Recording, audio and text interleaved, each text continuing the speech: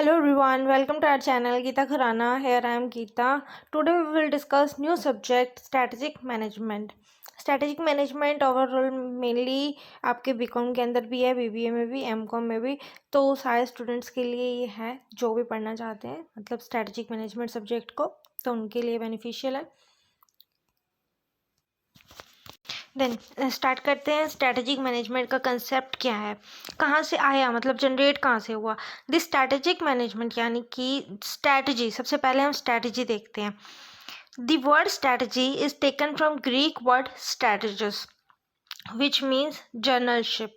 ये वर्ड आया था ग्रीक वर्ड से जिसमें हम इसको कहते थे स्ट्रेटजोज। अब ये क्या, इसका मतलब क्या है? इसका मतलब है generalship. The word strategy therefore mean the art of generals, कि ये जर्नल की एक आर्ट थी, जर्नल्स की कला थी। कि जब जर्नल क्या होते हैं, मिलिट्री के अंदर जर्नल्स होते हैं, तो हम वहाँ पे इसको यूज़ करते थे।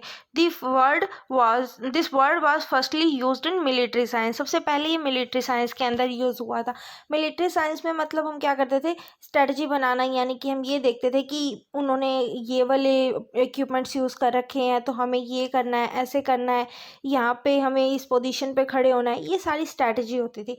इन military science it refer to action that can be in the light of action taken by opposite party. ये अपोजिट पार्टी क्या कर रही है उस चीज़ को देखते हुए हमें अपनी स्ट्रेटजी को प्रिपेयर करना होता था। मिलिट्री साइंस में कई बार आप लोगों ने देखो कि एंड टाइम पे भी स्ट्रेटजी चेंज करते हैं। ठीक है, नेक्स्ट पॉइंट आता है हमारा, स्ट्रेटजी क्या है। स्ट्रेटजी जो होती है ना, वो इंटरनल और एक्सटर्नल, हम दोनों एनवायरनमेंट को देखते हुए बनाते हैं। The word strategy is used in business management, कि अगर हम इसको बिजनेस मैनेजमेंट में यूज़ करते थे, पहले तो हम इसको मिलिट्री में यूज़ करते थे, मिलिट्री में यूज़ करते हैं तो हम क्या करते हैं, जिनके भी घर में मतलब कोई आर्मी में होगा तो उन लोगों को तो पता ही होगा कि कैसे यूज़ होता है, लेकिन जिनको नहीं पता तो उनके लिए ये है कि भाई हाँ, मिलिट्री में इसको ऐसे यूज़ किया जाता है कि वहाँ पे जो बड़े ऑफिसर्स होते हैं, जनरल होते हैं, या वो क्या करते हैं, वो लोग स्ट्रैटेजी प्रिपेयर करते हैं जिसको आगे जितने भी हमारे कमांडोज होते हैं वो फॉलो करते हैं। ठीक है, उसी तरीके से अब हम कंपनी के अंदर इसको कैसे यूज़ करते हैं। In business management this concept is taken slightly different as a plan to cope up with challenges pose by changing business environment. कि बिजनेस का एनवायरनमेंट हमारा कैसे इफेक्ट करता है हमारे बिजनेस को। देखो, इंटरनल और एक्सटर्नल दोनों एनवायरनमेंट बिजनेस को इफेक्ट करते हैं। कि हम आगे पढ़ेंगे क्योंकि ये आपकी सेकंड यूनिट के अंदर आता है। मेनली जो बच्चे यूनिट वाइज पढ़ रहे हैं और जो चैप्टर वाइज पढ़ रहे हैं तो उनके लिए भी बाद में आता है, इसको हम बाद में क्लियर अच्छे से पढ़ेंगे। ठीक है, तो इंटरनल और एक्सटर्नल एनवायरनमेंट क्या होता है उसके बारे में एक ब्रीफ आपको बता देती हूँ, ब्रीफ में बता देती हूँ। इंटरनल एनवायरनमेंट वो होता है जिसके अंदर हम कंपनी का जो हमारा ऑब्जेक्टिव होता है, जो विजन होता है, मिशन होता है, जो भी हम पॉलिसी बनाते हैं, ये सारी चीज़ें, ह्यूमन रिसोर्स, लेबर, कैपिटल, ये सारा हमारा क्या है, ये सारा का सारा हमारा इंटरनल एनवायरनमेंट है जिसपे हम कंट्रोल कर सकते हैं। ठीक है, और एक होता है एक्सटर्नल एनवायरनमेंट जिसपे हमारा कोई कंट्रोल नहीं होता। वो होते हैं टू टाइप के, micro and macro. Micro environment के अंदर होते हैं customer, supplier, competitor, market intermediary, share holder और पब्लिक। इस पे हमारा कोई कंट्रोल नहीं होता। मीनवाइल कस्टमर कौन सा प्रोडक्ट यूज़ करेगा, अब इस पे हमारा कोई भी कंट्रोल नहीं है। अब मान लो हमारी कंपनी पेस्ट बनाती है, तो मार्केट में बहुत सारे पेस्ट हैं, कॉलगेट है, दंत कांति है, पेप्सोडेंट है, क्लोजअप है, मीनवाइल बहुत सारे हैं। तो वो क्या करते हैं, कस्टमर की डिमांड है भाई, कस्टमर की चॉइस है, कस्टमर कोई भी ले सकता है, तो कस्टमर पे कंपनी का कोई राइट नहीं होता, वो कुछ भी खरीद सकते हैं। ठीक है, तो वो एक्सटर्नल एनवायरनमेंट हो गया। ऐसे ही मैक्रो एनवायरनमेंट के अंदर आता है जिसको हम पेस्टल के नाम से भी जानते हैं, कि पॉलिटिकल, इकोनॉमिकल, सोशल, टेक्नोलॉजिकल, डेमोग्राफिकल और जियोग्राफिकल। इसके अंदर एक लीगल एनवायरनमेंट भी आता है। ठीक है, तो ये क्या करते हैं हम, ये एनवायरनमेंट्स हमारे क्या होते हैं कि इस पे भी हमारा कोई कंट्रोल नहीं होता। मतलब कि कोई भी लॉ किसी टाइम चेंज हो जाए, हमारा कोई कंट्रोल नहीं है। मतलब पॉलिटिकल एनवायरनमेंट कैसा चल रहा है, कि किस टाइम पे वॉर की सिचुएशन हो रही है, हमें नहीं पता, पर कंपनी पे इफेक्ट पड़ेगा। इकोनॉमिक एनवायरनमेंट, कंपनी की जीडीपी हाई है, कम है, या फिर कंट्री की और देश के पास पैसा है नहीं है, इससे भी हमें फ़र्क पड़ेगा। समझ रहे हो, क्योंकि अगर मार्केट में पैसा ही नहीं होगा तो हमारा प्रोडक्ट खरीदेगा कौन। समझ गए, तो यही चीज़ आती है। Effective strategy enable take business organization from present positive to the desire position over the period of time. कि हम ये देखते हैं अगर हमारी स्ट्रैटेजी इफ़ेक्टिव है तो हम जहाँ से शुरू कर रहे हैं ना, तो हम एक अपनी डिज़ायर जो हमने सोच रखा है वहाँ तक हम पहुँच सकते हैं कुछ समय बाद। नेक्स्ट आता है हमारा स्ट्रैटेजिक मैनेजमेंट। अब तक हमने स्ट्रैटेजी का मीनिंग पढ़ लिया, उसके बाद हमने क्या पढ़ा, जो हमने पढ़ा स्ट्रैटेजी का कंसेप्ट क्या होता है, कि स्ट्रैटेजी क्यों बनाई जाती है, कि इंटरनल और एक्सटर्नल दोनों तरीके के एनवायरनमेंट उसको इफेक्ट करते हैं। जब भी एग्जाम में आपका क्वेश्चन आएगा सबसे पहले आप स्ट्रैटेजी का मीनिंग लिखोगे, फिर आप स्ट्रैटेजिक मैनेजमेंट का मीनिंग लिखोगे, फिर डेफिनेशन लिखोगे, देन अपना क्वेश्चन स्टार्ट करोगे। ठीक है। अब स्ट्रैटेजिक मैनेजमेंट क्या होता है? Strategic management is a set of management decision and action that determine that long run performance of a corporation. एक कॉर्पोरेशन अपने लंबे समय तक चलने के लिए, किसी भी काम को चलाने के लिए कोई भी काम करती है तो उसके लिए एक स्ट्रैटेजी प्रिपेयर करती है। मीनवाइल अगर आप लोग देखते हो, आप लोग स्टडी कर रहे हो, ठीक है, तो आप स्टडी कर रहे हो तो आपका एक फ्यूचर भी आप सोचते होगे कि अगर अभी हम बीकॉम कर रहे हैं, बीबीए कर रहे हैं, इवन एमकॉम वाले बच्चे जो एमकॉम कर रहे हैं, एमबीए कर रहे हैं, तो वो भी अपना फ्यूचर प्रिडिक्ट कर रहे हैं ना कि हाँ after a long time, after 5 year we will reach this, we will take this position. तो ये सारी चीज़ें हम क्या करते हैं, यहाँ हमें पहुँचना है तो इसके लिए हमें क्या करना है, इसके लिए हमें तैयारी करनी है, हमें पढ़ना है। ठीक है, तो वो हम अपना गोल, अपना निश सेट कर देते हैं, तो उसके लिए हमें कोई स्ट्रैटेजी भी बनानी पड़ती है कि आज हमें इतना पढ़ना है कि हमें इस फील्ड में इस सेमेस्टर में इतने मार्क्स लेके आने हैं, या ओवरऑल हमारे इतने परसेंटेज बनने चाहिए जब हम पास आउट हो जाए, हमारी डिग्री आए तो ये समझ लो, ये सारा हमारा क्या होता है, ये हमारा स्ट्रैटेजी चल रही है। ठीक है, उसी तरीके कंपनी एक स्ट्रैटेजी बनाती है। It include environmental scanning, strategy formulation, strategy implementation and evaluation and control to achieve the objective of an organization. इसके अंदर हम सारी चीज़ें इंक्लूड करते हैं। एनवायरनमेंट को स्कैन करते हैं, एनवायरनमेंट को स्कैन करते हैं इन द सेंस कि हम ये देखते हैं हमारे आसपास का माहौल कैसा है। अब देखो, आप लोग तो पढ़ना चाहते हो, लेकिन कई बच्चे ऐसे होते हैं जिनके पेरेंट्स कहते हैं हम ट्यूशन नहीं लगाते +1 +2 में।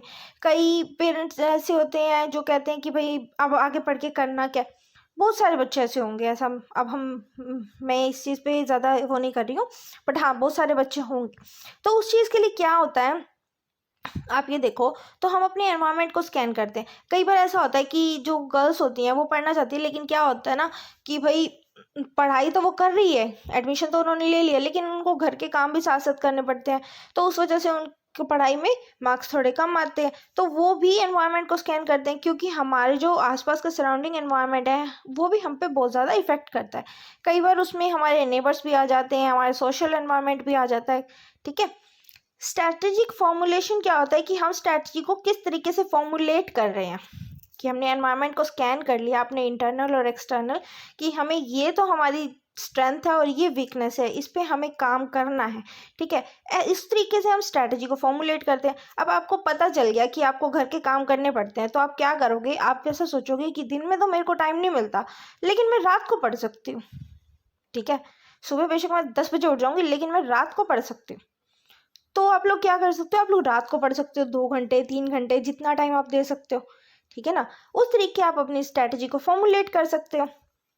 देन स्ट्रैटेजी इम्प्लीमेंटेशन, आप लोगों ने देख लिया, उसके बाद आप उसको इम्प्लीमेंट करते हो। अब इम्प्लीमेंट तो करते हो, मान लो रात को 2 घंटे 3 घंटे आप पढ़ते हो, बहुत अच्छे से आपकी चल रही थी, इम्प्लीमेंट कर दिया। देन लास्ट में इवेल्युएट करते हो। इवेल्युएट का मतलब होता है कि आपने ये करा कि आपने इम्प्लीमेंट कर दिया, पहले फॉर्मुलेट कर लिया, फिर उसको इम्प्लीमेंट कर दिया। देन अब ये चेक करना कि इस स्ट्रैटेजी के थ्रू मैंने कितनी पढ़ाई करी।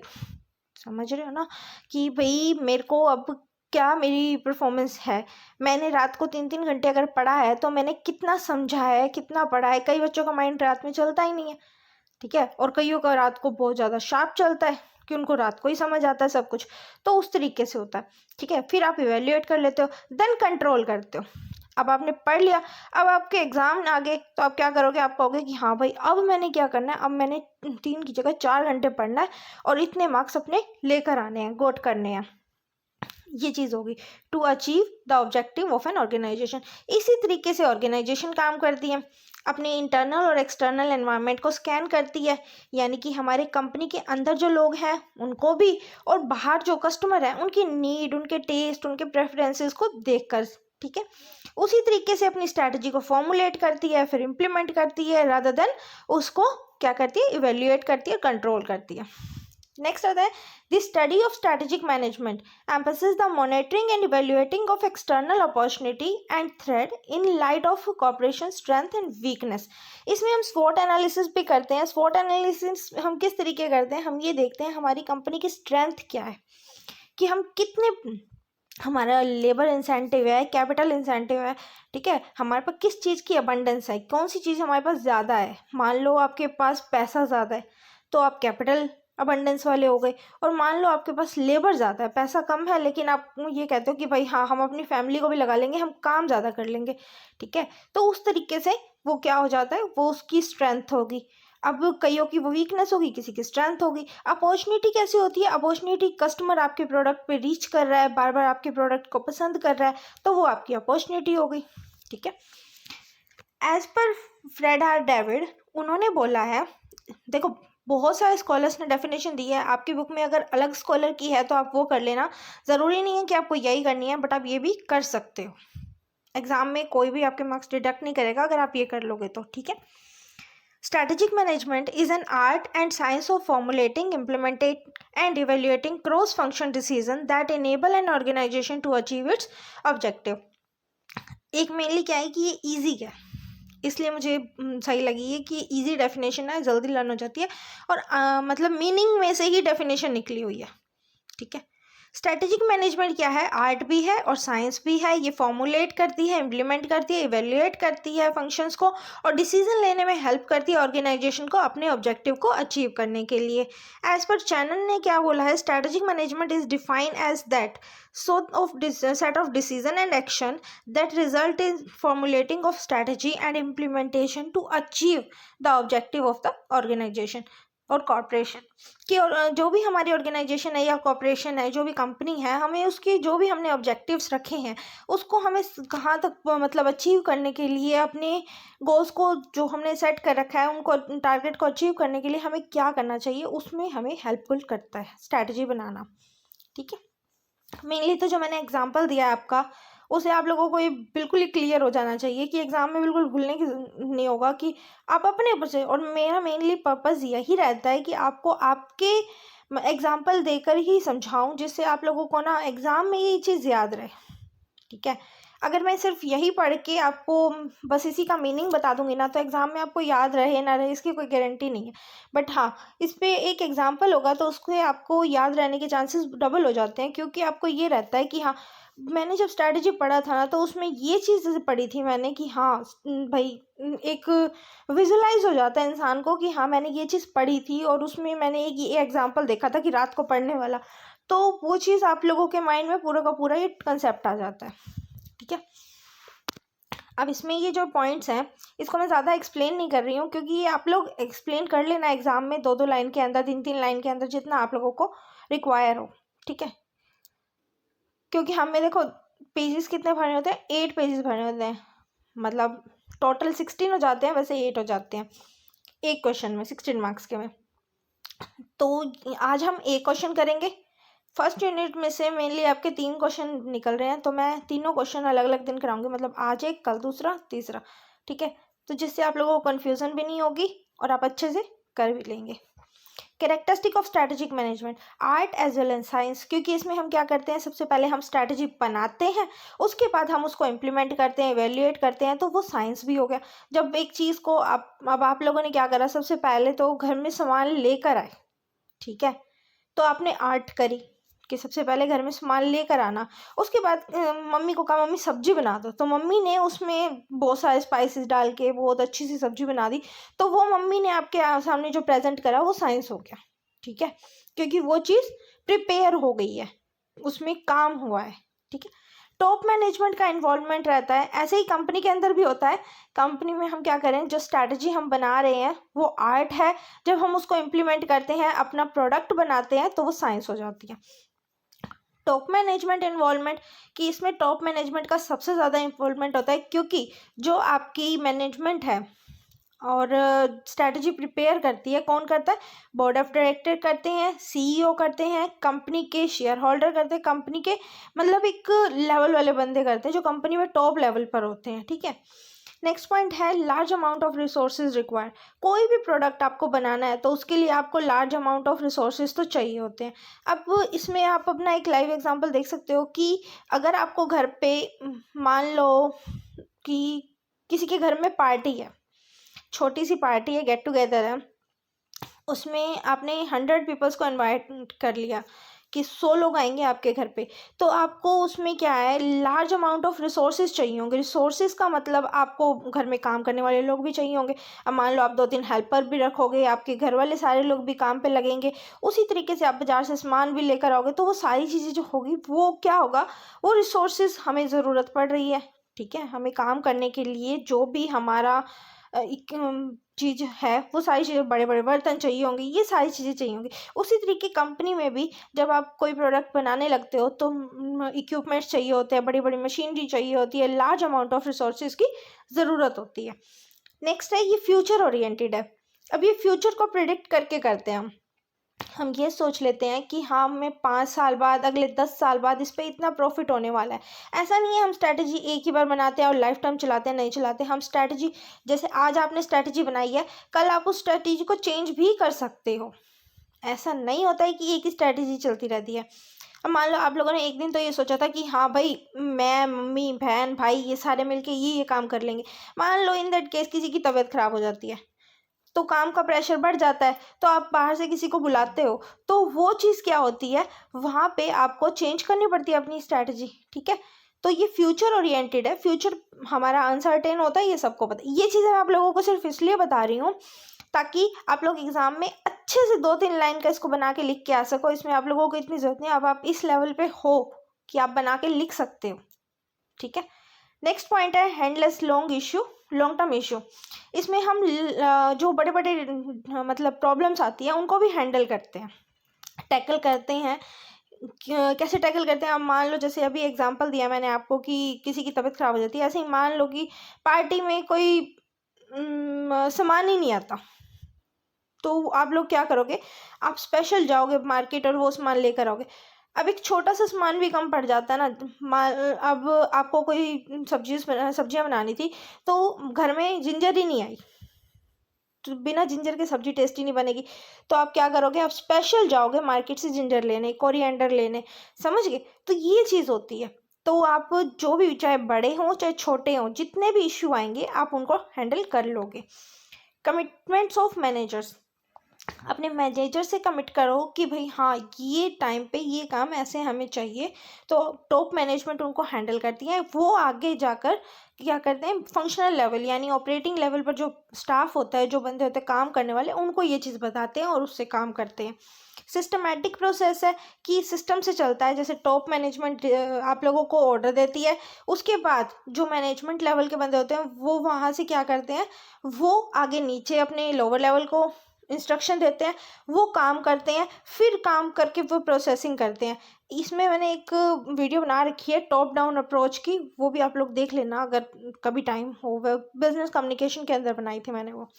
ठीक है, ये कॉन्टीन्यूस प्रोसेस होता है कि ये प्रोसेस चलता रहता है। ऐसा तो है नहीं स्ट्रैटेजी आज बनाई और कल नहीं बनाओगे, या 5 साल 10 साल तक वो चलती रहेगी, ऐसे तो कोई भी चीज़ नहीं चलती ना।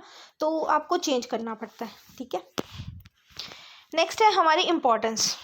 स्ट्रैटेजिक मैनेजमेंट की क्या इंपॉर्टेंस है, इसको मैंने इसी तरीके से आप लोगों के लिए ड्राफ्ट कर दिया कि 2-3 लाइनों में मैंने आप लोगों को बता दिया कि इस तरीके से आप लिख आना एग्ज़ाम में। उसका मुझे ना इतना अच्छा सा कंटेंट मिला नहीं था, सच्ची बात तो ये है कि मुझे इतना अच्छा कंटेंट कहीं मिला नहीं, तो मैंने कहा कि मैं अपने तरीके से ही बच्चों को वो चीज़ समझा दूँगी। इंक्रीज परफॉर्मेंस को कैसे इंक्रीज करते हैं। Strategic management, being objective oriented, can provide all the employee with clear idea about what to do, when to do and where to do, how to do।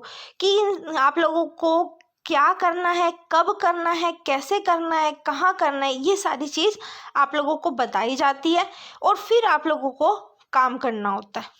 ठीक है, जो भी हमारे वर्कर्स होते हैं वो काम करते हैं, तो वो अपनी परफॉर्मेंस को कैसे बेटर करेंगे, आप लोगों को मैनेजमेंट लेवल ये बता देता है कि आपको ये काम करना है। मतलब देखो, अगर कोई बिस्किट की फैक्ट्री है तो इतना आटा मेज़र करके लेना है, इतनी चीनी, इतना घी मेज़र करके लेना है, उसके बाद यहाँ पे पुट करना है, एंड देन आपको पैकेजिंग तक कैसे लेके जाना है वो सारा प्रोसेस बता दिया जाता है। What to do, when to do, where to do and how to do, ये सब बता दिया जाता है। उसके बाद आप अपनी परफॉर्मेंस को इंक्रीज कर सकते हो। नेक्स्ट है competitive advantage. Strategic management give business an advantage over competitor.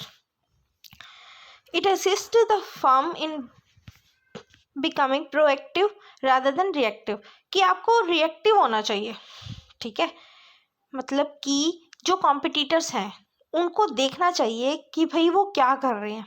अगर वो लोग अब चीपर प्रोडक्ट है, मतलब कि प्राइस, अपने प्राइस को कम करते जा रहे हैं, तो और आप अपने प्राइस को बढ़ा रहे हो तो आपका प्रोडक्ट नहीं बिकेगा। ये भी तो सीन होता है ना।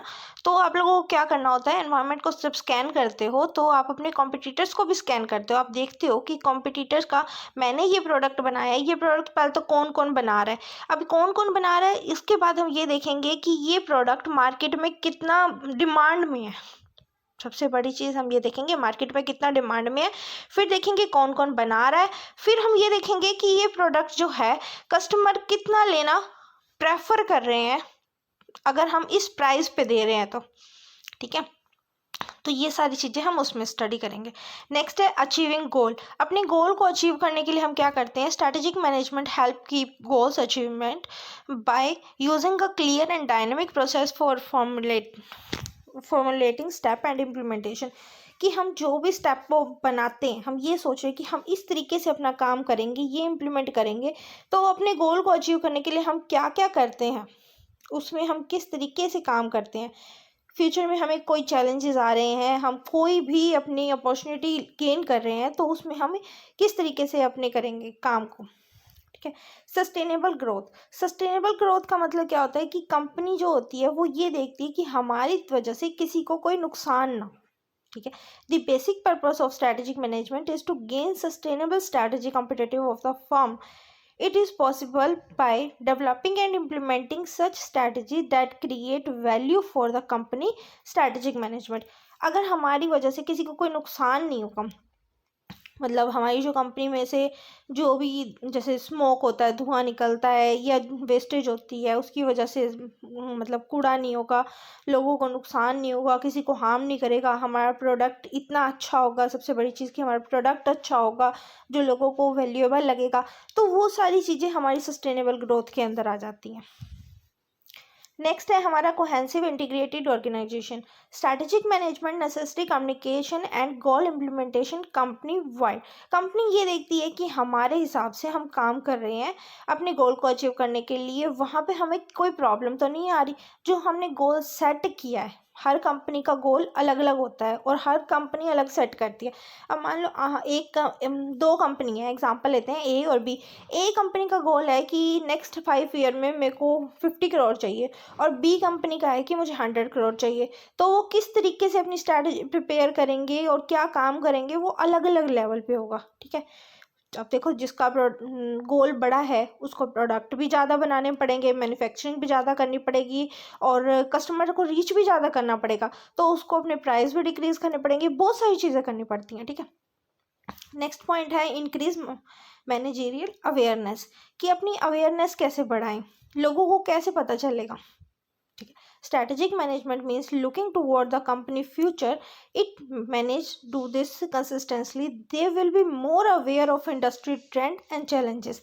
कि हम ये देखते हैं कि हमारे इंडस्ट्री के ट्रेंड, मतलब क्या चल रहा है आजकल मार्केट के अंदर, कि हम मार्केट में जाते हैं, आप भी मार्केट में जाते हो, मैं हम भी जाते हैं, तो हम ये देखते हैं कि हाँ ये प्रोडक्ट ज़्यादा चल रहा है। कि भाई जैसे बीच में पहले बहुत टाइम पहले प्लाजो आया था, तो सारे ही आपको प्लाजो पहने दिखते थे। उसके बाद अब पैंट आ गई तो सारे ही पैंट डाले दिखते हैं। तो उस तरीके से हम मार्केट के ट्रेंड को देखते हैं कि ये तो हो गया गारमेंट का।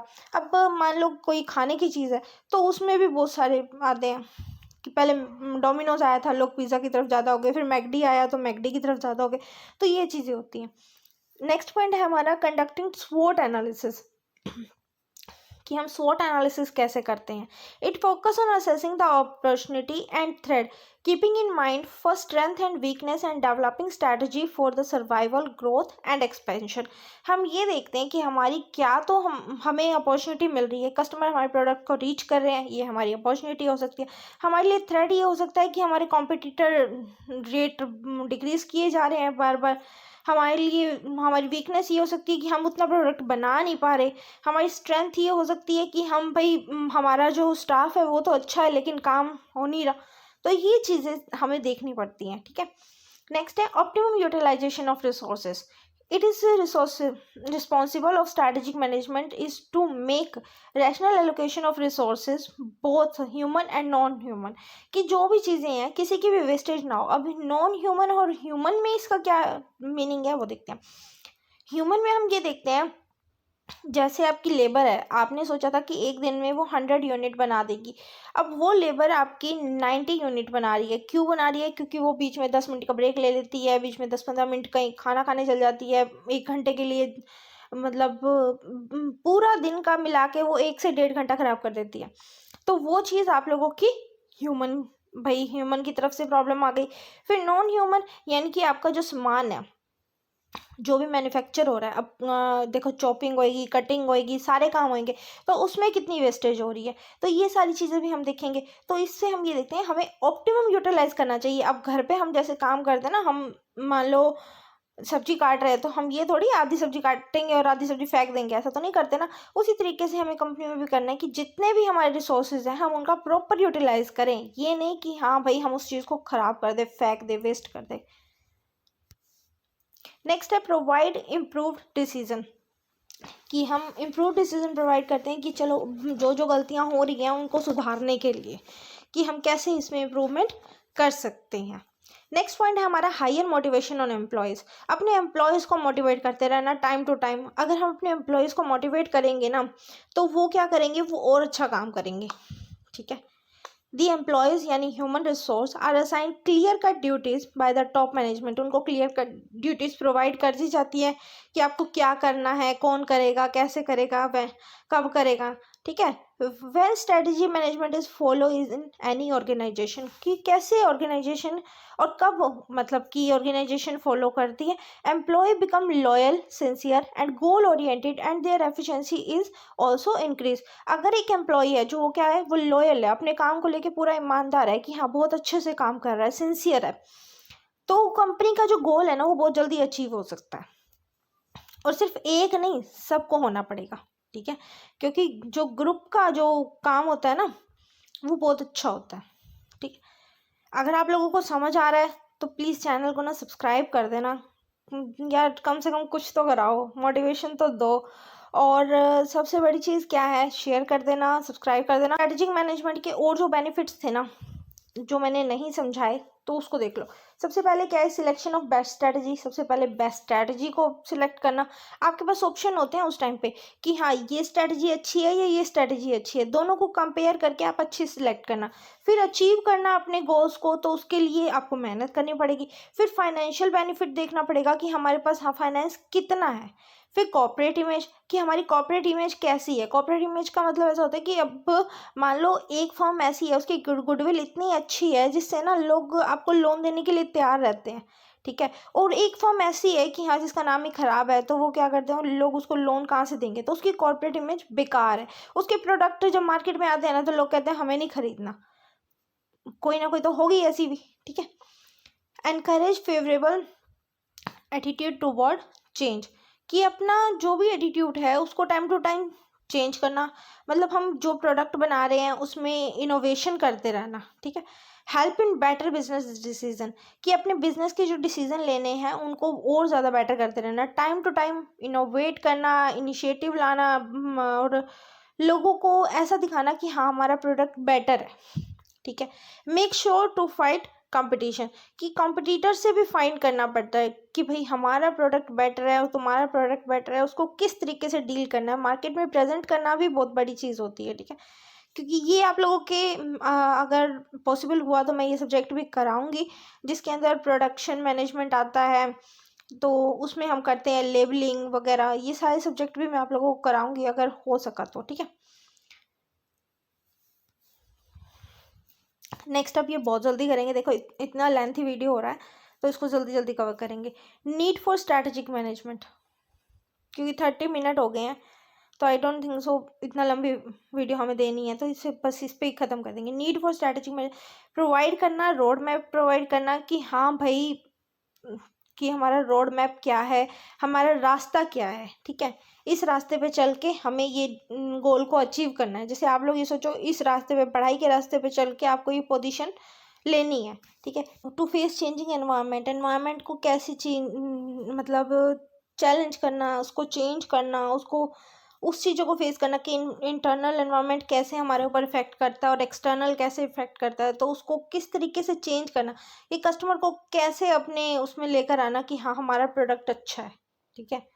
इनकरेज करना कस्टमर्स को, इम्प्रूव करना अपने डिसीजन मेकिंग को, टाइम टू टाइम अपने डिसीजन मेकिंग को इम्प्रूव करना पड़ता है कि भाई हाँ हमारा ये डिसीजन अगर सही नहीं था, ये काम ऐसा नहीं हुआ, तो हमें उसको चेंज करना है, ठीक है। मोटिवेट करते रहना एम्प्लॉयज़ को, मिनिमाइज करना मिस्टेक्स को, कि भाई गलतियाँ कम से कम, जितनी कम गलतियाँ होंगी उतना अच्छा प्रोडक्ट, उतनी जल्दी प्रोडक्ट बनेगा, उतना ज़्यादा ही आप लोग मार्केट में ग्रोथ करोगे। Provide clear objective and direction for employees, employees को क्लियरली बताना कि ये ऑब्जेक्टिव है और इस तरीके से आप लोगों ने काम करना है, ये डायरेक्शन है, आपको इस तरीके से काम करना है। नेक्स्ट है हमारा रिस्क लिमिटेशंस, कि क्या क्या लिमिटेशन हो सकती है।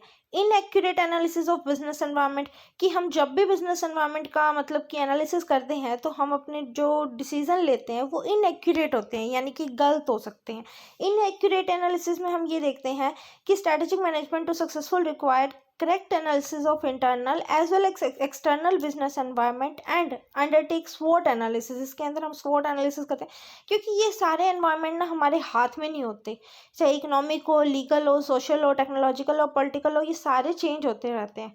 So proper analysis of business environment is not done, it can create risk for business, कि ये हमारा कभी भी सही नहीं हो सकता। अब देखो एक ही बार में आप कहो कि निशाने पे तीर जाके लग जाए तो नहीं लगता ना, तो उसी तरीके से आपको उसमें प्रैक्टिस करनी पड़ती है। जब आप स्ट्रैटेजी बनाते हो तो उसमें कहीं ना कहीं कोई गलतियां रह जाती हैं, तो आप लोग उसको बार टाइम टू टाइम सुधार सकते हो, ठीक है।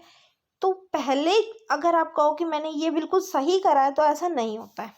नेक्स्ट पॉइंट है हमारा unrealistic mission and goal. Realistic होना चाहिए, अनरियलिस्टिक नहीं होना चाहिए, कि जो भी हमारा मिशन है, विजन है, गोल है, उसके ऊपर हमें बहुत अच्छे से काम करना चाहिए।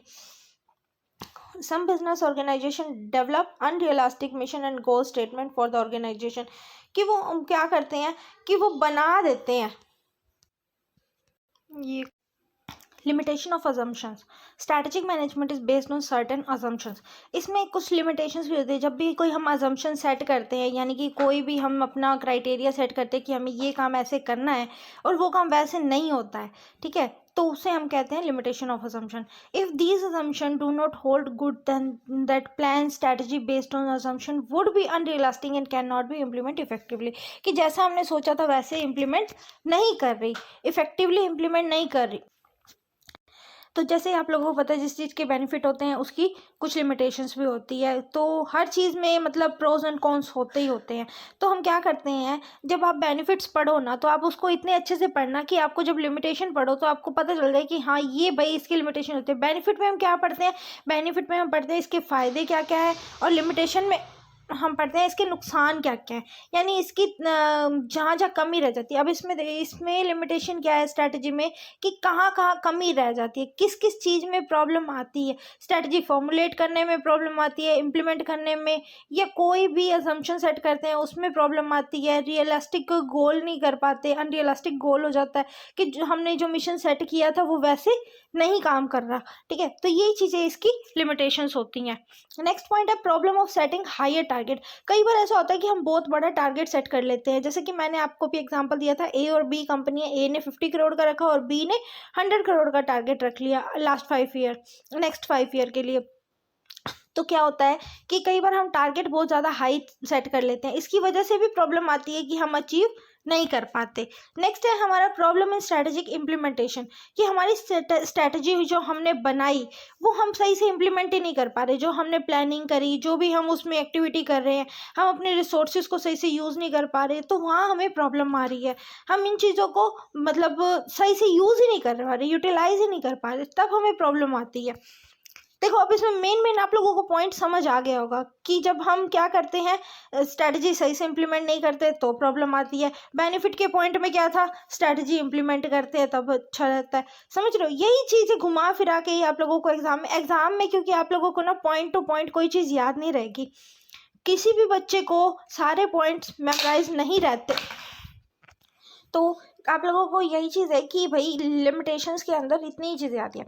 अब लैक ऑफ सपोर्ट, कि जब भी कमिटमेंट है, लोअर लेवल मैनेजमेंट का टॉप मैनेजमेंट से ज़्यादा इंटरेक्शन नहीं होता, वो लोग ज़्यादा बातचीत नहीं करते हैं, वो बताते ही नहीं कि आपको क्या काम करना है। बस टॉप मैनेजमेंट ने कहा कि मैंने गोल सेट कर दिया, मिड जो बिजनेस लेवल मैनेजमेंट है उन्होंने कहा कि भाई ना ये गोल को इस तरीके काम करना है। अब उन लोगों को समझ ही नहीं आ रहा काम क्या करना है, कैसे करना है, और टॉप मैनेजमेंट का बिल्कुल भी इंटरेक्शन नहीं है लोअर लेवल से, तो भी प्रॉब्लम आती है। नेक्स्ट पॉइंट आता है हमारा क्या कहते हैं, problem of conflict and differences, कि जहाँ पे कन्फ्लिक्ट अराइज हो जाते हैं, कि डिफरेंस है, मतलब डिफरेंस क्या है कि भाई दो लोग हैं तो दो लोगों की सोच अलग अलग है, दो लोगों के काम करने का तरीका अलग अलग है, तो उन्होंने क्या करा, दो जनों ने या दो ग्रुप्स ने अलग अलग काम दिया, अलग अलग स्ट्रैटेजी से अपने तरीके से काम किया। अब जैसे मैथ का कोई क्वेश्चन है तो आप लोग सोल्व करते हो, कई टीचर्स अलग तरीके से सोल्व कराते हैं, कई अलग तरीके से सोल्व, मेथड सबके फॉर्मूला सेम होता है, मेथड अलग अलग हो जाते हैं, तो उससे भी क्या आता है, कन्फ्लिक्ट आता है। कई बार आप लोगों ने देखो जब आप छोटे होते थे तो स्कूल के टीचर कहते थे कि हमने तो ये मेथड कराया है, ट्यूशन के टीचर कहते हैं हमने ये मेथड नहीं करा, तो वो चीज़ प्रॉब्लम अराइज करती थी, बच्चा कंफ्यूज हो जाता था। उसी तरीके से कंपनी के अंदर क्या होता है, कंपनी के अंदर हम जो दो अलग अलग पर्सन होते हैं वो अलग अलग मतलब कि अपने काम को प्रेजेंट करने का तरीका होता है उनका, तो कन्फ्लिक्ट अराइज हो जाते हैं, तो प्रॉब्लम आती है। ठीक है, तो इसकी वजह से भी प्रॉब्लम्स आती हैं। तो ये हो गए आपके सारे पॉइंट्स किस चीज़ के, रिस्क के। आज हमने अब क्या क्या पढ़ लिया, अब हमने आज इसमें सारा जितना भी पेपर मतलब कि स्ट्रैटेजिक मैनेजमेंट का बेस है हमने में वो क्लियर कर लिया। मेनली एक तरीके से हमने बेस क्लियर कर लिया और आप लोगों का फर्स्ट क्वेश्चन भी कवर कर लिया। फर्स्ट क्वेश्चन कवर कर लिया इन द सेंस मतलब कि अब हम आप देख सकते हैं कि हमने इसमें स्ट्रैटेजिक कंसेप्ट क्लियर कर लिया। स्ट्रैटेजिक कंसेप्ट क्लियर करने के बाद उसका मीनिंग, स्ट्रैटेजी मैनेजमेंट का, उसके जितने भी आप लोगों के बेनिफिट हैं वो क्लियर किए, रिस्क क्लियर करे, नीड्स, कैरेक्टरिस्टिक्स, ये सारी चीज़ें क्लियर कर ली। वीडियो आई थिंक सो थोड़ा सा लेंथी हो गया होगा, लाइक अब ये 34 या 40 मिनट्स तक जा सकता है, तो इतना मेरे को नहीं लगता कोई ज़्यादा हार्श है कि अगर आप लोग सही से पढ़ने बैठो तो आपका एक क्वेश्चन भी कवर हो रहा है और उसके साथ साथ ये चीज़ भी कवर हो रही है कि हाँ भाई आप लोगों के माइंड में ये चीज़ सेट हो रही है। मेरा मेनली मोटिव यही रहता है कि आपके माइंड में वो चीज़ सेट हो, क्योंकि मैं आपको बार बार बोलती हूँ क्योंकि एग्ज़ाम में जाकर ना आपको वो चीज़ मेमोराइज नहीं रहती कि भाई हाँ जाके ये पॉइंट मुझे याद है और मैंने वो पॉइंट लिख दिए, ऐसा नहीं होता है। एग्ज़ाम में जाके आपको बना के लिखना होता है। जब बना के लिखते हो ना तो वो पॉइंट्स आप लोग कैसे बनाओगे, मैं ये चीज़ आपको बता रही हूँ। ठीक है, और अगर आप लोगों को वीडियो अच्छी लगी तो प्लीज़ इस चैनल को लाइक, शेयर एंड सब्सक्राइब, ऐसा बोलना ना पड़े बार बार। आई थिंक सो मेरे को ये चीज़ बोलनी बिल्कुल नहीं पसंद आती कि हाँ भाई बार बार बोलना पड़े। आप लोग खुद से ही देखो, इतना एफर्ट अगर कोई डाल रहा है तो आप 1% अपना एफर्ट डालो, चैनल को सब्सक्राइब कर दो अगर आपको वीडियो अच्छी लग रही है तो, और ज़्यादा से ज़्यादा लोगों में शेयर कर देना, अपने क्लास ग्रुप में, फ्रेंड्स में, जो कि भाई चैनल सही है, अच्छा बढ़िया। और हाँ, सबसे मेन चीज़ जो मैं बोल रही हूँ कि चाहे पॉजिटिव है चाहे नेगेटिव रिव्यू है, अपना रिव्यू कमेंट में ज़रूर देना। ठीक है, और एक चीज़ है